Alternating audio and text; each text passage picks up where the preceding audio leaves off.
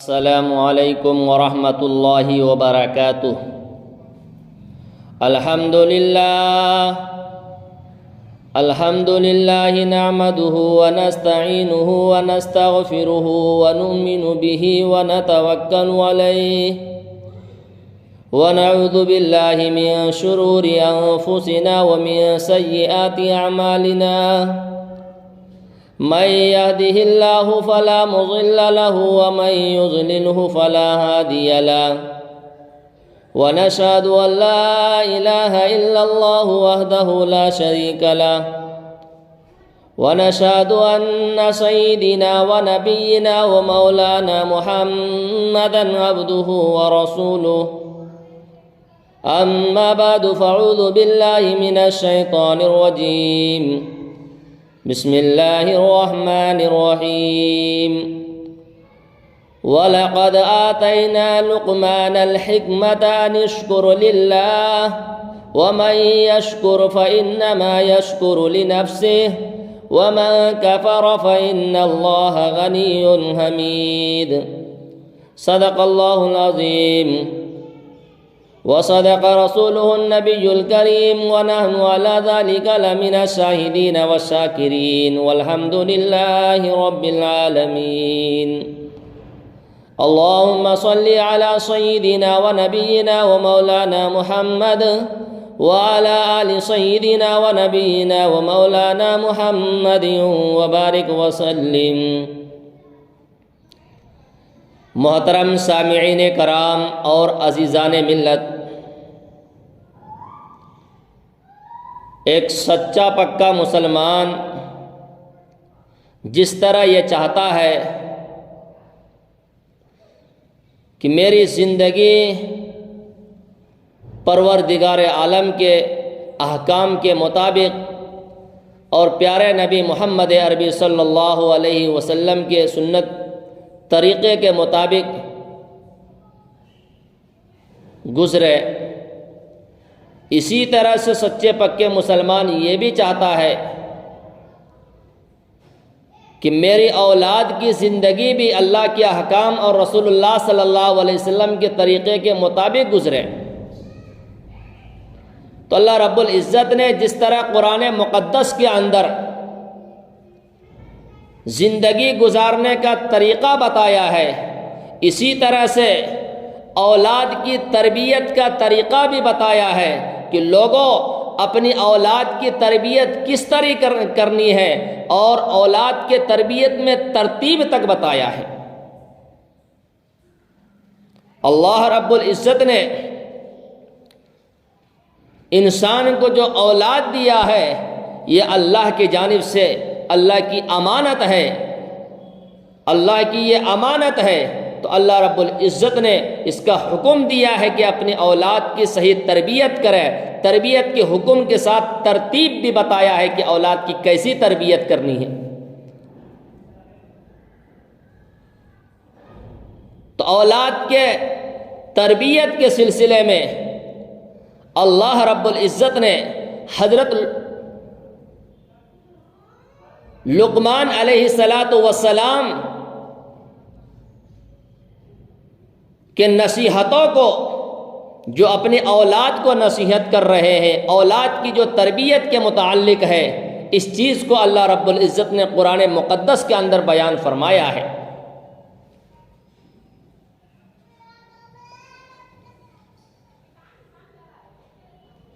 سب سے پہلے چیز، حضرت لقمان علیہ السلام جمہور امت کے نزدیک اور مفسرین کے نزدیک وہ کوئی نبی نہیں تھے۔ حضرت لقمان کوئی نبی نہیں تھے، پھر اللہ رب العزت نے ان کو اتنا اونچا مقام و مرتبہ عطا فرمایا کہ ان کے نام سے ایک سورت کو نازل فرمایا، ان کے نام سے ایک سورت کو رکھا، اور اس سورت کے اندر تقریباً آیت نمبر 12 سے لے کر 19 تک انہوں نے اپنے بیٹے کو جو نصیحت کی ہے تربیت کو لے کر، اس باتوں کو اللہ رب العزت نے نقل فرمایا ہے۔ حالانکہ مفسرین فرماتے ہیں حضرت لقمان افریقہ کے رہنے والے تھے، ایک حبشی تھے، کالے کلوٹے تھے، پست قد تھے، یہاں تک کہ مفسرین فرماتے ہیں ان کی ناک دبی ہوئی تھی، ہونٹ موٹے تھے۔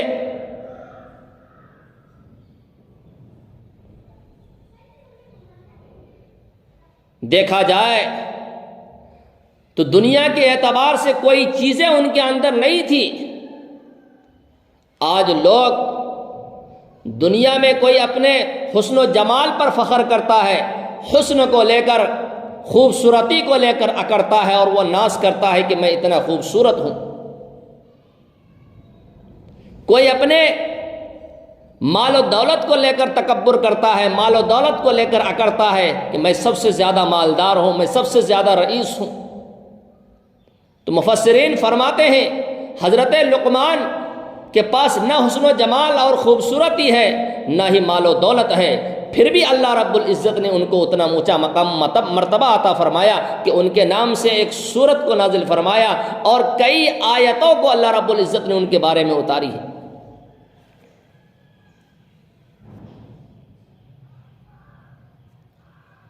اس سے یہ پتہ چلتا ہے کہ اللہ کے نزدیک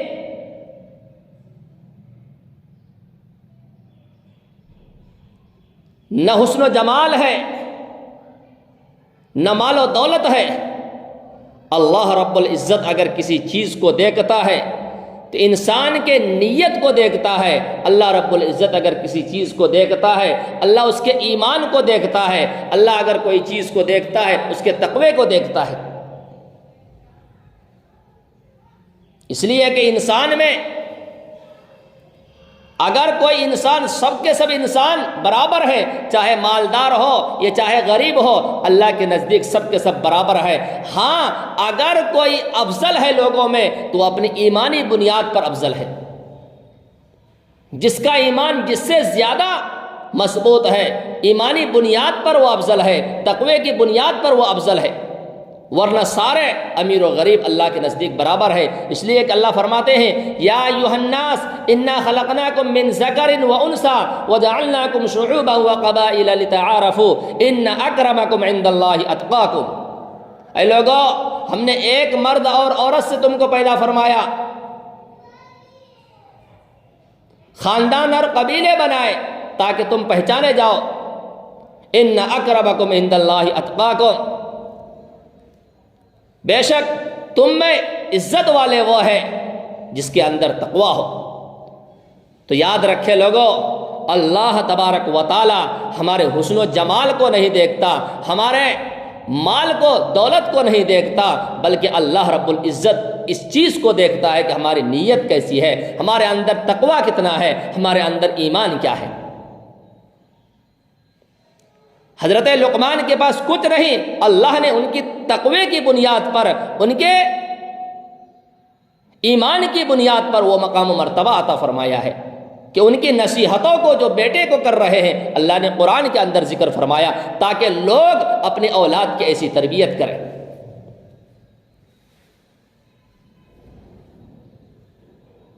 مفسرین فرماتے ہیں حضرت لقمان علیہ الصلاۃ والسلام غلام تھے،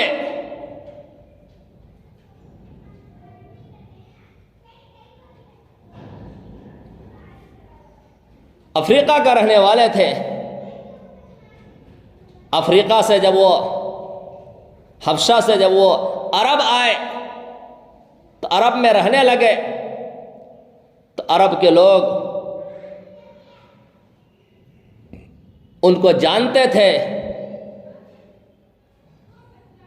ان کو پہچانتے تھے اور ان کے کلام کو عرب کے لوگ استعمال کرتے تھے، اپنی باتوں میں استعمال کرتے تھے، ان کی باتوں کو کہا کرتے تھے۔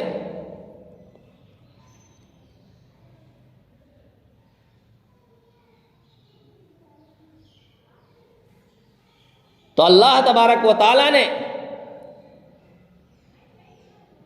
حضرت لقمان علیہ السلام کو جو مقام مرتبہ عطا فرمایا تھا وہ کسی کو نہیں۔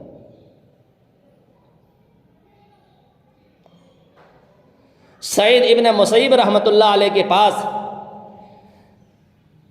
ایک حبشی شخص آتے ہیں اور سوال کرتے ہیں، کوئی مسئلہ پوچھتے ہیں، تو حضرت فرماتے ہیں کہ تم اپنے صورت کو دیکھ کر افسوس نہ کرو، اپنے جسم کو دیکھ کر افسوس نہ کرو کہ میں کالا کلوٹا ہوں، میں پست قد ہوں، اس لیے کہ تمہارے نسل میں سے حبشیوں میں 3 شخص ایسے گزرے ہیں جس کو اللہ رب العزت نے بڑا اونچا مقام و مرتبہ عطا فرمایا تھا۔ ایک حضرت بلال رضی اللہ عنہ، حبشہ کے رہنے والے تھے حضرت بلال رضی اللہ عنہ، جب اللہ کے نبی صلی اللہ علیہ وسلم کے پاس آئے، دنیا کے اعتبار سے کوئی چیز ان کے پاس نہیں، یہاں تک کہ علماء فرماتے ہیں جسم پر کپڑا بھی نہیں تھا، کالے کلوٹے، ہوٹ موٹے،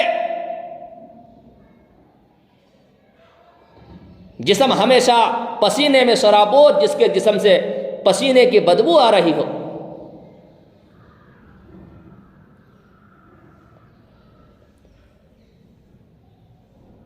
بلال حبشی رضی اللہ عنہ ایک غلام،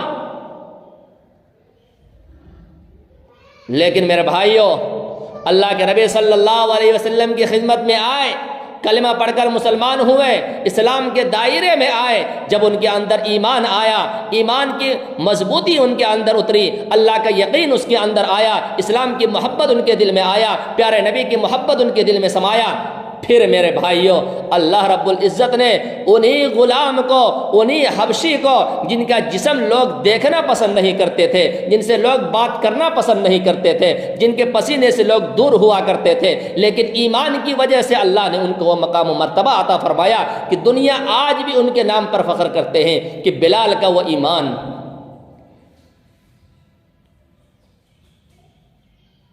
کفار زمین پر لٹا کر، کپڑے کو اتار کر بڑے بڑے چٹان رکھتے تھے، تپتی ہوئی زمین پر، ریتیلی زمین پر بڑے چٹان رکھتے تھے، نیچے زمین بھی گرم ہے، اوپر چٹان بھی گرم ہے، اور اسے تکلیف دیتے تھے تاکہ یہ ایمان کو چھوڑ دے، تاکہ یہ کلمہ کو چھوڑ دے، تاکہ یہ اسلام کو چھوڑ دے۔ راتوں میں کپڑے نکال کر زنجیروں میں باندھ کر کوڑے مارتے تھے، پورا جسم زخم ہو جاتا تھا، اسی زخم میں جسم کو دن میں لے جا کر دھوپ میں ڈالتے تھے، گرم گرم ریتیلی زمین پر ڈال کر گھسیٹتے تھے، لیکن پھر بھی ایسے حالت میں وہی بلال حبشی رضی اللہ عنہ ہے جنہوں نے کہا احد احد، جنہوں نے کہا لا الہ الا اللہ محمد رسول اللہ، ایمان کی محبت ان کے دل میں اتری، سب کچھ چھوڑ دیا لیکن ایمان کو نہیں چھوڑا۔ اسی ایمان کی وجہ سے اللہ رب العزت نے ان کا وہ مقام و مرتبہ عطا فرمایا کہ کسی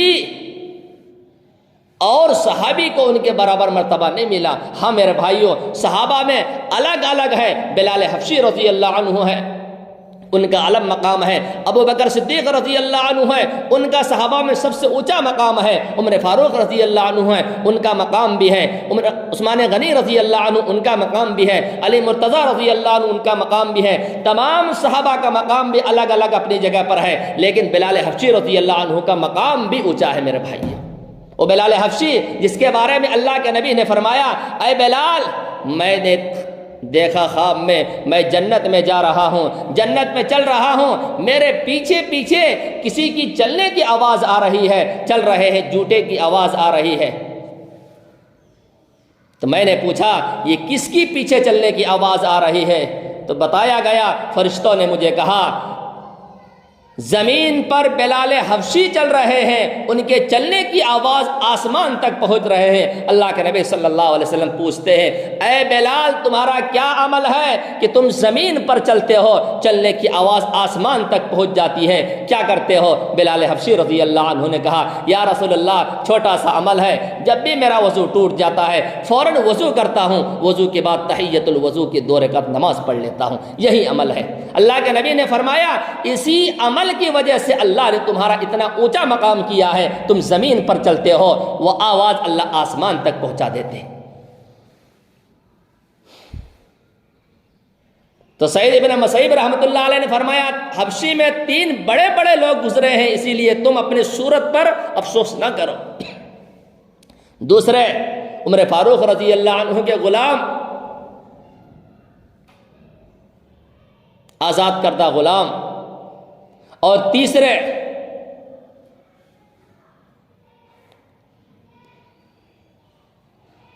لقمان حکیم۔ بلال لقمان حکیم، حضرت لقمان حکیم حبشی تھے، کالے کلوٹے تھے، لیکن اللہ نے کیا مقام رکھا تھا جن کا ذکر قرآن میں کیا ہے، جن کے نام سے سورت رکھا ہے اللہ نے۔ اسی لیے افسوس نہ کرو۔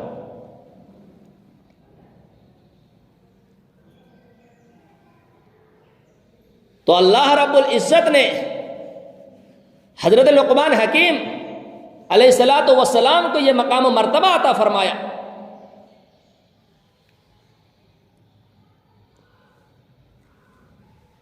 مفسرین فرماتے ہیں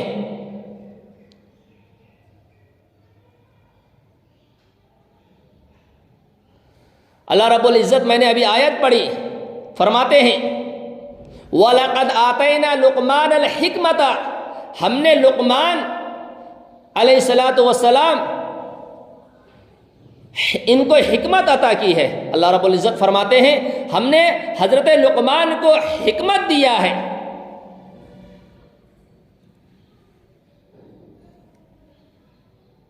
تو حضرت لقمان علیہ الصلاۃ والسلام کے تعارف آپ نے ابھی تک سنا کہ حضرت لقمان علیہ الصلاۃ والسلام کون تھے۔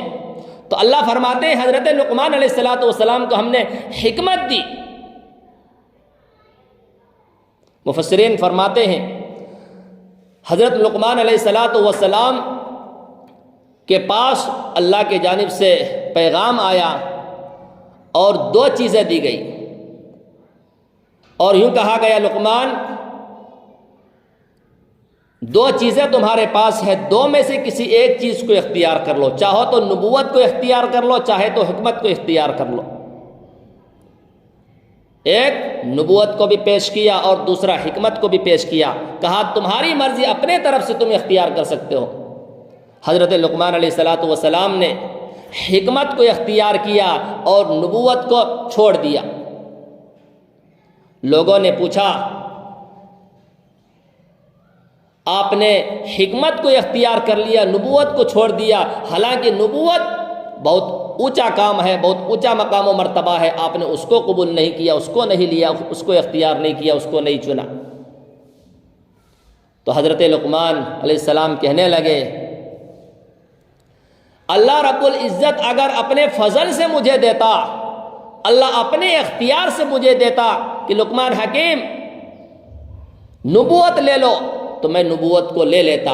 اگر اللہ اپنے اختیار سے دیتا تو اس میں اللہ کی مدد ہوتی، اور اگر میں اپنے اختیار سے اس کو چنوں تو یہ اونچا کام ہے، اس میں اگر کوتاہی ہو جائے، اس میں اگر کچھ کمی ہو جائے تو اللہ مجھے پکڑے گا، اللہ کے دربار میں میری پکڑ ہوگی۔ اسی لیے اختیار دیا تھا تو میں نے اپنے اختیار سے حکمت کو چنا ہے۔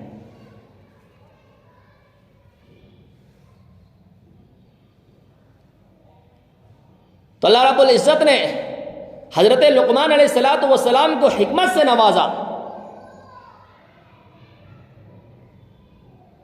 اب حکمت کیا چیز ہے؟ الگ الگ لوگوں نے حکمت کی الگ الگ تعریفیں کی ہے۔ کسی نے یوں کہا علم کا ہونا حکمت ہے، حلم و بردباری کا ہونا حکمت ہے، عقل و شعور کا ہونا بھی حکمت ہے، درست مشورے کا دینا بھی حکمت ہے۔ ابو حیان فرماتے ہیں ایسا کلام جس سے لوگوں کو نصیحت حاصل ہو اس کو حکمت کہتے ہیں۔ حکمت اس کو کہتے ہیں ایسا کلام جس سے لوگوں کو نصیحت حاصل ہو، عبرت حاصل ہو، اس کو حکمت کہتے ہیں۔ تو حضرت لقمان علیہ الصلاۃ والسلام کو یہ مرتبہ کس طرح حاصل ہوا؟ ایک مرتبہ حضرت لقمان علیہ السلام ایک جگہ بیٹھے ہوئے تھے، لوگوں کا مجمع تھا اور اپنا حکیمانہ باتیں جو ہے نا لوگوں کے سامنے پیش کر رہے تھے، بتا رہے تھے، بول رہے تھے۔ ایک شخص آئے اور آ کر کہنے لگے، تم وہی لقمان ہو جو ہمارے ساتھ جنگل میں بکریاں چرایا کرتے تھے؟ کہنے لگے ہاں ہاں میں وہی لقمان ہوں جو تمہارے ساتھ بکریاں چراتا تھا۔ تو اس نے پوچھا کہ پھر آج یہ مقام مرتبہ کے لوگ تم سے ملنے کے لیے ترس رہے ہیں، تمہارے دربار میں تمہارے پاس لوگوں کا جمع غفیر رہتا ہے اور تمہاری باتوں کو غور سے سنتے ہیں، لوگ عمل کرتے ہیں اور ان باتوں کو اپنی زندگی میں استعمال کرتے ہیں لوگ، یہ چیز کس طرح حاصل ہوا؟ تو حضرت لقمان علیہ السلام کہنے لگے، دو چیزوں سے مجھے یہ مرتبہ حاصل ہوا ہے، دو چیزوں سے۔ ایک تو یہ میں کبھی جھوٹ نہیں بولتا، میں کبھی جھوٹ نہیں بولتا، جھوٹ کو چھوڑنے کی وجہ سے ہمیشہ سچ بولتا ہوں، سچ بولنے کی وجہ سے اللہ رب العزت نے مجھے یہ چیز دیا ہے۔ اس لیے کہ میرے بھائیوں، جھوٹ ایسی چیز ہے، جھوٹ ایسی چیز ہے، فرماتے ہیں جب بندہ جھوٹ بولتا ہے، جب کوئی شخص جھوٹ بولتا ہے تو فرشتے اس سے دور چلے جاتے ہیں۔ جھوٹ بولنے کی وجہ سے فرشتے ہمارے سے دور ہو جاتے ہیں کہ مسلمان جھوٹ بول رہا ہے۔ اللہ کے نبی صلی اللہ علیہ وسلم نے فرمایا، میری امت ہر کام کر سکتی ہے لیکن میری امت جھوٹ نہیں بول سکتی۔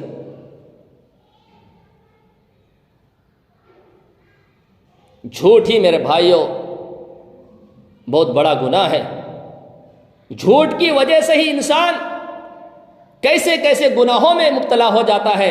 جھوٹ کی وجہ سے لوگ زنا میں مبتلا ہو جاتا ہے، شراب میں مبتلا ہو جاتا ہے، سود خوری میں مبتلا ہو جاتا ہے۔ جھوٹ سے بچنا چاہیے۔ اللہ رب العزت جھوٹوں کو پسند نہیں کرتا، جھوٹ بولنے والے کو اللہ پسند نہیں کرتا، بلکہ جھوٹ بولنے والے پر اللہ کی لعنت اترتی ہے، فرشتوں کی لعنت اترتی ہے جھوٹوں پر۔ آج اگر ہم دیکھیں گے اپنے معاشرے کو، ہماری زبان پر جھوٹ ہی جھوٹ، والدین کی خدمت میں ہے ان کے پاس بھی جھوٹ، بیوی کے پاس ان کے پاس بھی جھوٹ، بچے کے پاس وہاں بھی جھوٹ، تجارت میں جھوٹ، لین دین میں جھوٹ، معاشرے میں جھوٹ، ہر میدان میں جھوٹ ہی جھوٹ۔ جس کی زبان پر جھوٹ ہوگی، ذرا سوچو میرے بھائیوں، اس کے زبان سے جو الفاظ نکلیں گے وہ الفاظ میں تاثیر کہاں پیدا ہوگا، وہ الفاظ میں اثر کہاں ہوں گے۔ جھوٹ بولنے کی وجہ سے ہمارے الفاظ کے تاثیر ختم ہو گئے، جس کی وجہ سے آج اگر ہم اپنی اولاد کو کچھ کہتے ہیں تو ہماری اولاد ہماری بات سننے کے لیے تیار نہیں۔ حضرت لقمان کہہ رہے جھوٹ چھوڑنے کی وجہ سے میری زبان میں وہ تاثیر آئی، سچ بول رہا ہوں، جھوٹ کو میں نے کبھی نہیں بولا، جھوٹ کو چھوڑ کر سچ کو اپنایا ہے۔ ہمیشہ میں سچ بات بولتا ہوں، ہمیشہ میں سچ بولتا ہوں، سچ کی وجہ سے میری زبان میں وہ تاثیر ہے، میرے کلام میں وہ تاثیر ہے کہ لوگ میرے کلام کو سنتے ہیں۔ اللہ نے ان کے کلام کو قرآن میں ذکر فرمایا ہے سچ کی وجہ سے۔ دوسری چیز، خالی وقت میں بیکار نہیں گزارتا۔ کہنے لگے جب بھی میرا وقت خالی ہوتا ہے، خالی اوقات کو میں بیکار ضائع نہیں کرتا، بیکار کاموں میں خالی وقت کو استعمال نہیں کرتا۔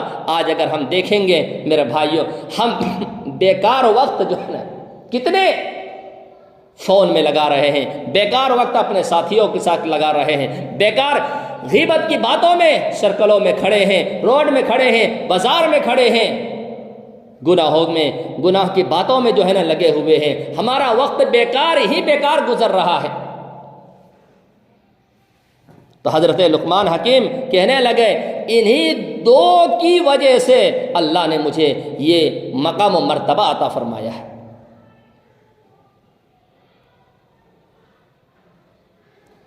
تو اللہ رب العزت نے حضرت لقمان علیہ السلام کو حکمت سے نوازا، اور ان کی حکمت کی باتوں کو اللہ نے قرآن کے ان آیتوں میں بیان فرمایا ہے۔ حالانکہ ان کے علاوہ بھی احادیث میں حکمت کی کئی باتیں ان کے بارے میں آتا ہے۔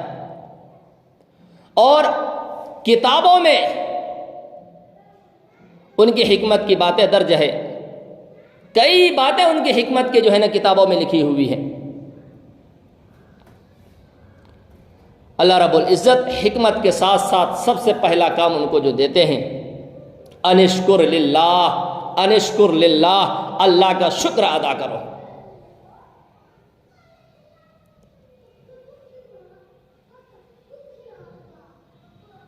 اللہ فرماتے ہیں اگر تم شکر گزاری کرو گے تو میں تمہارے نعمتوں کو بڑھاؤں گا۔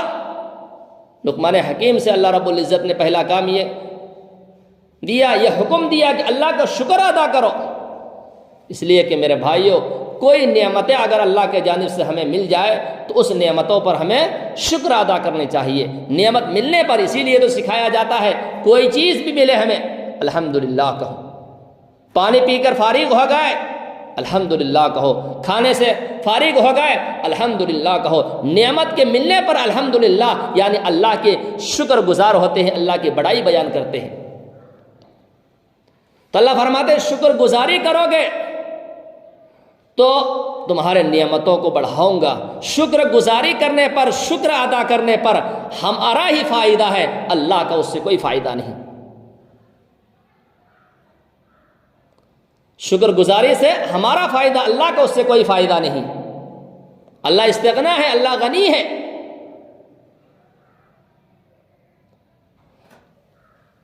نعمت ملا ہے اس پر شکر گزاری کریں گے، ایمان جیسی دولت ہے ایمان پر شکر گزاری کریں گے، ایمان کی دولت کو اللہ بڑھائے گا۔ مال ہے، مال پر اللہ کا شکر گزاری کریں گے، مال کی دولت کو اللہ بڑھائے گا۔ حسن و جمال ہے، حسن و جمال پر اللہ کا شکر گزار ہوں گے، اللہ ہمارے حسن و جمال کو بڑھائے گا۔ طاقتور ہے، اپنی طاقت پر اللہ کا شکر گزاری کریں گے، اللہ ہماری طاقتوں کو بڑھائے گا۔ ناشکری کریں گے، یاد رکھیں میرے بھائی، اللہ ان نعمتوں کو ہم سے چھین لے گا۔ اور کتنے ایسے ہوئے ہیں، ایک واقعہ آتا ہے، میں نے کسی سے سنا ہے، اس واقعے کے جو ہے نا تحقیق میرے نظر سے نہیں گزری، لیکن میں نے سنا ہے کہ موسیٰ علیہ السلام جو ہے نا کوہ طور پر اللہ رب العزت سے بات کرنے کے لیے جا رہے تھے۔ راستے میں ایک غریب لاچار فقیر ملا اور کہنے لگا حضرت آپ اللہ کے دربار میں جاتے ہیں، بات چیت کرتے ہیں، اللہ سے ہم کلام ہوتا ہے، اللہ کے دربار میں جا کر میری ایک فریاد رکھ دینا کہ میں ایک فقیر ہوں، غریب ہوں، در در کے ٹھوکریں کھا رہا ہوں، کھانے کی چیز کچھ نہیں میرے پاس، رہنے کے لیے مکان نہیں ہے میرے پاس، ایک تہبند میں زندگی گزارتا ہوں، اللہ سے کہے اللہ مجھے کچھ نعمت عطا کرے، اللہ مجھے کچھ دولت عطا فرمائے۔ یاد رکھیں میرے بھائیوں، اللہ رب العزت دنیا کے نظام کو اسباب سے چلا رکھا ہے۔ ہاں اللہ کی ذات وہ ہے بغیر اسباب کے بھی کر سکتا ہے، کن فیکن کا مالک ہے، وہ بغیر اسباب کے بھی بنا سکتا ہے، اور اپنی قدرت کو ظاہر کرنے کے لیے کبھی کبھی ایسے چیزوں کو اللہ ظاہر کر دیتا ہے عبرت کے لیے، سبق کے لیے لوگوں کو۔ تو اللہ نے دنیا کو اسباب سے چلا رکھا ہے، تو اس نے کہا کہ اللہ کے دربار میں میرا فریاد رکھ دینا کہ اللہ مجھے کچھ عطا کر دے۔ آگے گئے، ایک اور شخص ملے، بڑا مالدار تھا، اس نے کہا اللہ نے مجھے بے شمار مال و دولت سے نوازا ہے، مال و دولت زیادہ ہونے کی وجہ سے مجھے وقت نہیں ملتا، ہمیشہ ان مال و دولت میں کاروبار میں پھنسا ہوا رہتا ہوں، اللہ سے کہنا کہ میرے دولت میں کچھ کمی ہو جائے۔